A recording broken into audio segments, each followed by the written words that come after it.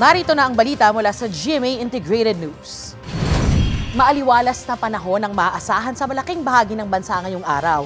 Pero may mga pag-ulan pa rin gaya sa Aurora, Quezon, ilang bahagi ng Mimaropa at Bicol Region base sa datos ng Metro Weather. Gayon din sa Aklan, Samar Provinces, Cagayan de Oro at iba pang bahagi ng Soc-Sargent.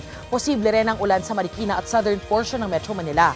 Ayon sa Pag-asa, easterlies at amihan ang nakaaapekto sa bansa. Posible rin ang mainit na panahon sa ilang bahagi ng bansa, gaya sa Catarman, Northern Samar, na maaaring umabot sa 45 degrees Celsius ang heat index. Para sa mas malaking misyon at mas malawak na paglilingkod sa bayan, ako po si Darlene Kai ng GMA Integrated News, ang News Authority ng Pilipino.